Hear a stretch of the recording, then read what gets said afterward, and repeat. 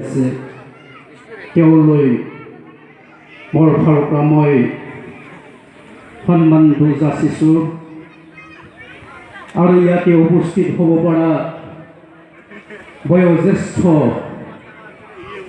সকলোলৈ মোৰ ফালৰ পৰা মই তেওঁলৈ সন্মানটো জনাইছোঁ আৰু ই আমাৰ আজিৰ এই বিহু মঞ্চৰ জৰিয়তে আমি সকলো ৰাইজে ইয়াতে উপস্থিত হ'ব পৰা মোৰ শ্ৰদ্ধাৰ আই বাই ভনী সকলোলৈ মোৰ এইখন গাঁৱৰে সকলোলৈ বিহুৰ শুভেচ্ছা জনাইছোঁ। হয়তো আপোনালোকে সকলোৱে জানে এই বিহুৰ সময়ত ডাঙৰটোক সন্মান যাচা আৰু সৰুটোক হয়তো মৰম দিয়া ই আমাৰ যি পদ্ধতি সেইটোৱে আমাৰ এটা কালচাৰ হিচাপে বা সংস্কৃতি হিচাপে পূৰ্বকালৰ পৰাই চলি আহিছে। সেইটো মই আপোনালোকৰ সন্মুখত দাঙি ধৰিবৰ কাৰণে হয়তো সক্ষম নহ'ব পাৰোঁ, তথাপিও মোৰ ফালৰ পৰা সকলোলৈ মই এই বিহুৰ নামত বিহুৰ শুভেচ্ছাটো জনাইছোঁ। শ্ৰদ্ধাৰ ৰাইজ, মই এজন মানুহ হিচাপে আপোনালোকৰ হয়তো চিনাকি নহ'ব পাৰোঁ, তথাপিও আপোনালোকৰ এইখন গাঁৱৰে ওচৰৰ মানুহ, মই এজন সাধাৰণ ল'ৰা হিচাপে ইয়াতে আপোনালোকৰ এই বিহুৰ উদযাপনৰ কাৰণে আপোনালোকৰ মৰমৰ ল'ৰাসকলে যেনেকুৱা মোক আহ্বান জনাইছে, এই আহ্বান মৰ্মে মই সন্মান জনাই মই ইয়ালৈ উপস্থিত হৈছোঁহি। সেয়েহে মই বহুতখিনি কথাটোক বিহুৰ সম্পৰ্কে ক'ব নাজানিলেও নিশ্চয় মই অসমৰে এজন অসমীয়া ডেকা বা বড়ো ল'ৰা হিচাপে বিহুটোক মই ভাল পাওঁ আৰু এইখন বিহুটো সকলোৱে জানে আমাৰ অসমৰ সকলোৰে বুকুৰ কুটুম বুলি সকলোৱে জানে আৰু আমাৰ এই সকলোৰে আমাৰ বাপুতিৰ সহন বুলি সকলোৱে গণ্য কৰে বা সকলোৱে সন্মান যাচে। কিন্তু আমি আমাৰ বিহুটোক কোন পদ্ধতি পৰিচালনা কৰিবলৈ পাৰিলে আমাৰ নিজৰ কলা ভাষা সংস্কৃতিক বজাই ৰাখিবলৈ আমি সক্ষম হ'ব পাৰিম, সেইটোকহে আমি চাব লাগিব। যিয়ে নহওক, অলপ আগত আপোনালোকৰ সন্মুখত যিজন ব্যক্তিয়ে বক্তৃতা দি গ'ল, তেওঁ নিশ্চয় সাৰুৱা ভাষণেৰে কিছুমান কথাৰ মাজেৰে আমাক উপদেশ দি গ'ল। সেই হিচাপে ডাঙৰক এই নতুন বছৰৰ উপদেশটো যদি সকলোৱে যদি সন্মান জনাই যদি পালন কৰা হয়, তেতিয়াহ'লে এইখন সমাজৰ বা এইখন ঠাইৰ বা আমাৰ সকলোৰে মংগল হ'ব বুলি আমি ভাবোঁ আৰু ঠিক তেনেকৈ হোৱাটোকে মই কামনা কৰোঁ। শ্ৰদ্ধাৰ ৰাইজ, কিন্তু এই বিহুৰ সম্পৰ্কে মই যিমানখিনি আপোনালোকৰ আগত ক'ব লাগিছিলে সেইটোক মই বৰ্তমানলৈকে ক'ব পৰা নাই, তথাপিও মই ক'বলৈ চেষ্টা কৰিছোঁ। তেতিয়াৰ যিজন বক্তৃতাই বক্তব্য ৰাখি গ'ল, আমাৰ আগত তেওঁ দাঙি ধৰিছে এই আমাৰ বিহু শব্দটো বুলি বিচু বা বিহু শব্দটোৰ পৰা আহিছে। নিশ্চয় আমি এই শব্দটো ওলাই কৰিব নোৱাৰিম, কাৰণ আমাৰ এই অসমৰ বহুতজন পণ্ডিতসকলে কৈ গৈছে কেতিয়াবা বিহু শব্দটোৰ পৰা অহা বুলি কয়, কেতিয়াবা আমাৰ মংগোলীয় গোষ্ঠীৰ পৰা যিজন এজন ৰজা আছিলে কোচৰাজ বংশীসকলৰ বিচু বিশুদেৱ, এই বিশু শব্দটোৰ ওপৰত আমাৰ এই বিহু শব্দটো অহা বুলি কয়। আৰু ইয়াৰ বাহিৰেও আমি এইখন অসমত বাৰে বৰণীয়া কলা সংস্কৃতিৰ মাজেৰে বৰ্তমানো বসবাস কৰি আহিছোঁ। আৰু ঠিক তেনেকুৱাৰ মাজেৰে আমি আমাৰ ভাষা কলা সংস্কৃতিক চহকী কৰিব লাগিব। এইটো সদায় নজৰত ৰাখি কিছুমান কথাটোক মই ক'বলৈ ওলাইছোঁ। এইখন অসমৰ বৰ্তমান সময়ত যিসকল বসবাস কৰি আছে, এইখন অসমত বহুত বিভিন্ন জাতিৰ জনগোষ্ঠীৰ মানুহে বসবাস কৰি আছে বৰ্তমান লগি। ঠিক তেনেকুৱা কথাৰ মাজেৰে যদি ক'বলগীয়া হয়, তেতিয়াহ'লে এই অসমত ট্ৰাইবেলসকলক আমি মনত টানি আনিব লাগিব। সেয়েহে আমাৰ এই অসমত যিজন ডাঙৰ পণ্ডিতসকলে বিহুৰ শব্দটোৰ লৈ বহুত কথা কৈ গ'ল, সেই কথাটোক দাঙি ধৰিবলৈ হ'লে প্ৰমোদ চন্দ্ৰ ভট্টাচাৰ্যী, ডক্টৰ ভূপেন হাজৰিকীয়া দেৱ আৰু কলাগুৰু বিষ্ণুপ্ৰসাদ ৰাভাদেৱৰ যি বক্তব্য বা যি ভাষণ, এই ভাষণৰ পৰা আমি শিক্ষা ল'ব লাগিব। আৰু তেওঁলোকৰ যি বক্তব্য, এই বক্তব্যটোক আমি সদায় মনত পেলাই ল'ব লাগিব। তেওঁলোকে কৈ যোৱা মতে এই আমাৰ বিহুৰ শব্দটো বোলে ট্ৰাইবেল শব্দটোৰ পৰাও উৎপত্তি হোৱা বুলি আমি ক'বলৈ পাৰোঁ। কিছুমান পণ্ডিতসকলে কৈ গৈছে, আমি ইয়াতে এইখন ঠাইৰ ওচৰত বা ওচৰে পাছৰে যিসকল ট্ৰাইবেলসকল আছে,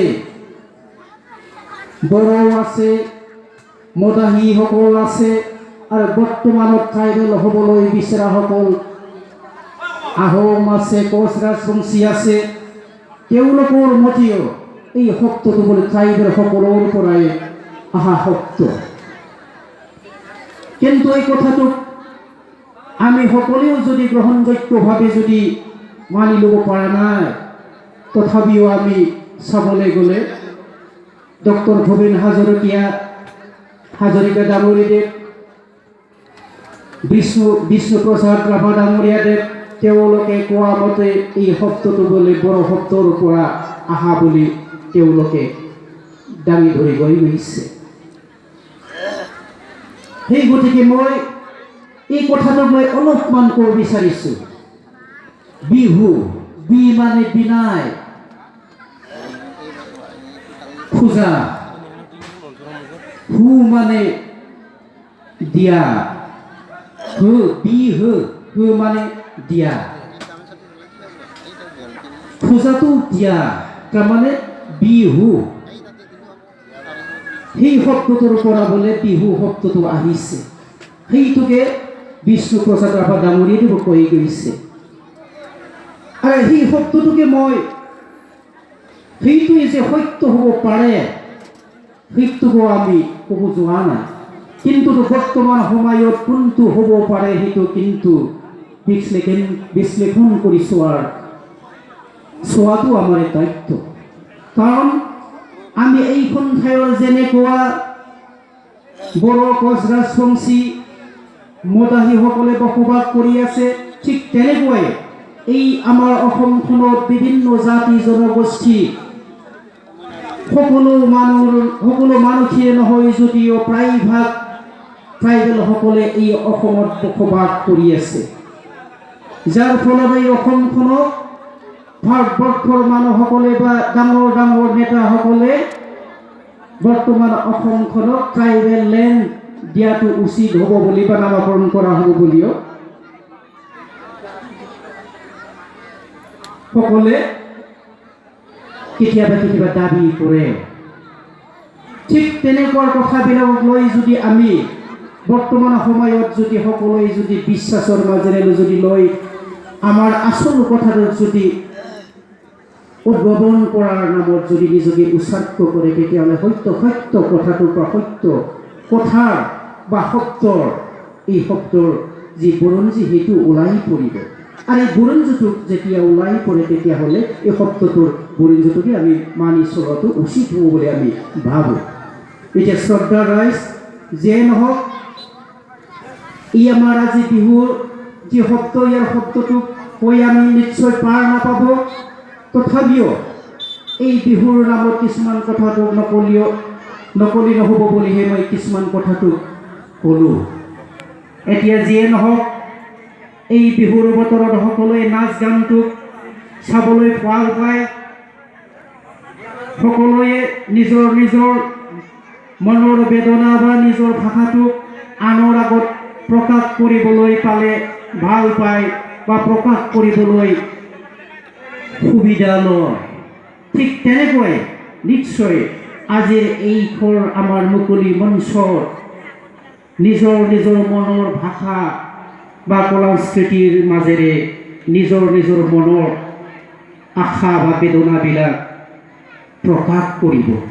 এই প্ৰকাশ কৰাৰ মাজেৰে আমাৰ কিছুমান যি মনৰ আকাংক্ষা, এই আকাংক্ষাটো এই সমাজৰ মাজত এই নতুন বছৰৰ নামত প্ৰকাশ কৰিব পাৰিলে নিশ্চয় নিজৰ বেদনাটো অলপ হ'লেও বা অলপ সময়ৰ কাৰণে গুচি যাব। তেতিয়াহ'লে নিশ্চয় আমি শান্তিৰ যি আশা, এই আশাটোক আমি নিশ্চয় অলপ সময় হ'লেও পাব পাৰোঁ বুলি আমি বিশ্বাস কৰিব পাৰোঁ।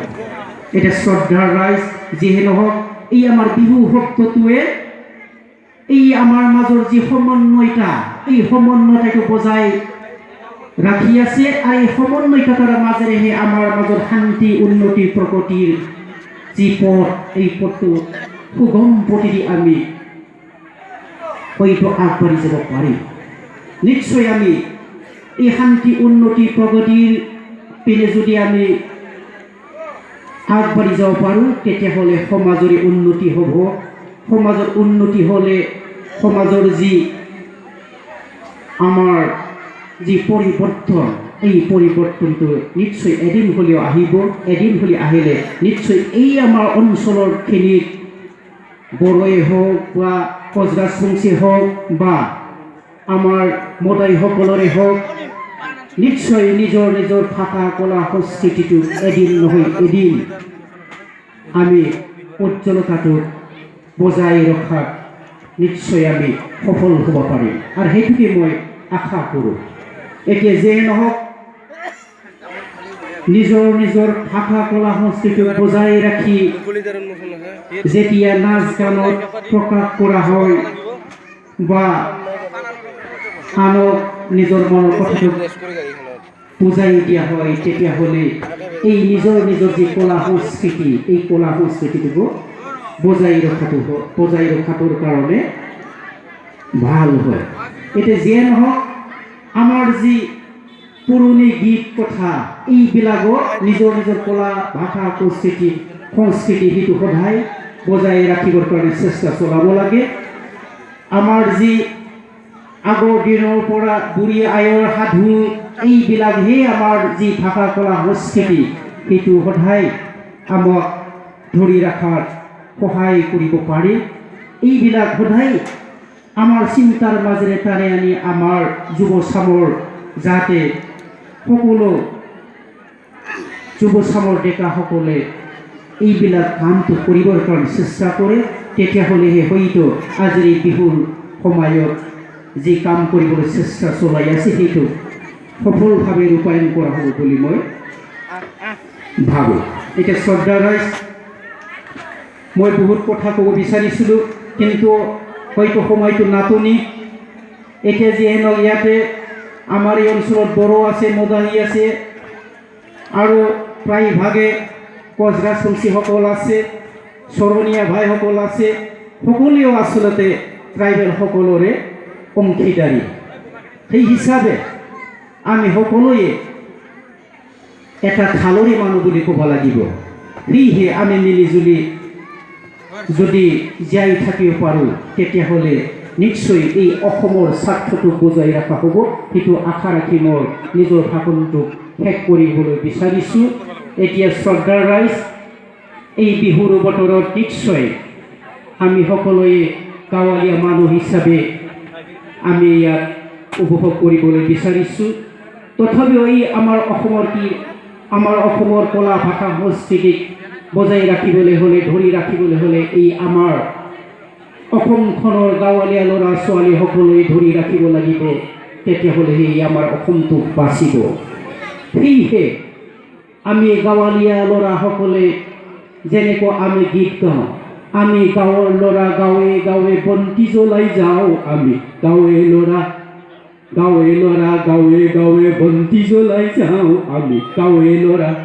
ঠিক তেনেকুৱা গাঁৱে ল'ৰাই যেতিয়া বন্তি জ্বলাবলৈ সকলোৱে যদি চেষ্টা কৰে, তেতিয়া নিশ্চয় এই আমাৰ গাঁওখনৰ, এই আমাৰ অঞ্চলখনৰ উজ্জ্বল বা ভৱিষ্যত উজ্জ্বল হ'ব। আৰু এইখিনি মই কামনা কৰিছোঁ। এতিয়া শ্ৰদ্ধাৰ ৰাইজ, নিশ্চয় বিহুৰ বতৰত এতিয়া উঠি অহা ডেকা ছোৱালীবিলাকে নিশ্চয় বিহুৰ নাচ গান কৰিব। উঠি অহা ল'ৰা ছোৱালীসকলে বা নতুন চামৰ ল'ৰা ছোৱালীসকলে নতুন দিগৰ মাজৰে এই আমাৰ যি গীত গোৱাৰ পদ্ধতি, সেইটো নিশ্চয় মডাৰ্ণ চং হোৱাটোকে প্ৰায়ভাগে বিচাৰে। কিন্তু এই আমাৰ বিহুৰ সময়ত আমি সকলোৱে যদি নতুন পদ্ধতিৰ মাজেৰে যদি পশ্চিমীয়া কলা সংস্কৃতি যদি আকোৱালি লোৱা হয়, তেতিয়াহ'লে আমাৰ যি ভাষা কলা সংস্কৃতি নিশ্চয় এদিন নহয় এদিন নাইকিয়া হৈ যাব। সেয়েহে আমি যদিও পশ্চিমীয়া যি কলা ভাষা সংস্কৃতি সেইটো আকোৱালি লৈছোঁ, যদিও নিজৰটো যাতে নাইকিয়া নহয় সেইটো সদায় নজৰত ৰাখি বৰ্তমানৰ সময়ত যি নতুন চামৰ ডেকা ল'ৰা ছোৱালীসকলে নতুন বা মডাৰ্ণ চঙত যাতে নিজৰ ভাষা কলা সংস্কৃতি সুৰ সেইটো বজাই ৰাখি যাতে গীতটো বা নাচ গানটো সদায় ৰচি যোৱা হয়, বা সেইটো সদায় বজাই ৰাখি বা নিজৰ ভাষা কলা সংস্কৃতিক যি স্বাৰ্থ হিচাপে সদায় বজাই ৰাখি মনত ৰাখি নতুন দিশেৰে আগবাঢ়ি যায়, সেইটো আশা ৰাখি মোৰ বক্তব্যটো ইমানতে মই ভাষণটো শেষ কৰাৰ মাজেৰে মই এই বিহুটোৰ নামত নতুন ল'ৰা ছোৱালীৰ কাৰণে মই 160মান নতুন গীত গাব খুজিছোঁ। নিশ্চয় ভুল হ'ব পাৰে, সেইটোৰ কাৰণে মই ক্ষমা মাগিছোঁ আগতীয়াকৈ। এতিয়া সেইটো অৱশ্যে আমাৰ অসমৰ নহ'বও পাৰে, বিহুৰ সুৰ নহ'বও পাৰে, তথাপিও আমি যে নতুন চামৰ ডেকা ল'ৰা ছোৱালীসকলে নতুন পদ্ধতিৰ যি সুৰ, এই সুৰটো বিচাৰে, সেইটো ময়ো হয়তো আপোনালোকৰ গাঁৱৰ ওচৰৰ মানুহ হিচাপে বা এই অসমৰ ডেকা হিচাপে, অসমৰ ডেকাৰ গাত যে পশ্চিমীয়া বা এইফালে আমাৰ ভাৰতবৰ্ষত যে সুৰ যে মোৰ তাত গাত লগা নাই, সেইটো মই এৰাই চলিব পৰা নাই। সেয়েহে মোৰ সুৰত নিশ্চয় আমাৰ এইফালে আমাৰ ভাৰতবৰ্ষত ভৰি পৰিব। সেয়েহে মই 160মান মোৰ গান গাৱাত, যদিও অসমৰ সুৰ নহয় বা বড়োৰ সুৰ নহয়, তথাপিও মই গাব বিচাৰিছোঁ। আৰু এইটো নিশ্চয় ভুল হ'ব, সেয়েহে মই আগতীয়াকৈ ক্ষমা মাগিছোঁ।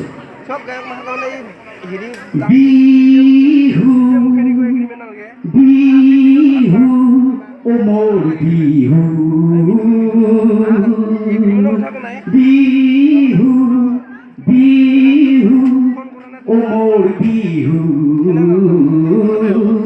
তুমি যে মোৰ মৰমৰ বিহু, ও মোৰ বিহু, মৰমৰ বিহু, বিহু বিহু ও মোৰ মৰমৰ বিহু। নমস্কাৰ।